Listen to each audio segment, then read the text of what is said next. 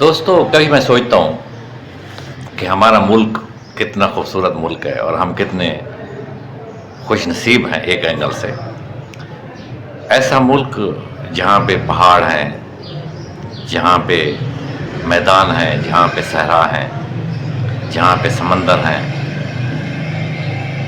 لیکن آپ اگر دیکھیں کہ اتنے وسائل ہونے کے باوجود بھی آج بھی ہم کس طرح زندگی گزار رہے ہیں. ہر شخص بڑی مشکل میں ہے.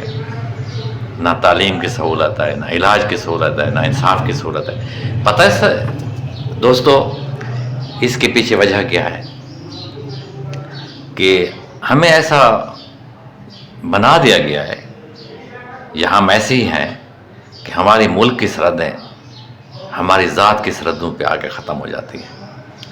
جب یہ سوچ بدلے گی اور ہماری ملک کی سرحدیں ذات سے ہٹیں گی تو یقیناً یہ ملک بڑا خوبصورت ملک ہے، یہ ترقی کرے گا، ہماری زندگی خوشحال ہو جائے گی. بس اسی پہ سوچ بدلنے کی ضرورت ہے. Thank you.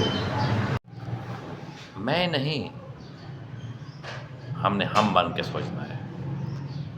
میں سے ترقی نہیں ہوتی، ہم سے ترقی ہوتی ہے. میں صرف ایک ذات ہے اللہ کی. اگر ہم سوچیں گے، ہم بنیں گے تو انشاءاللہ ہم نئے ترقی کی راہوں پہ گامزن ہوں گے. اللہ تعالیٰ آپ کو آپ کی سوچ بدلنے کی صلاحیت دے. Thank you.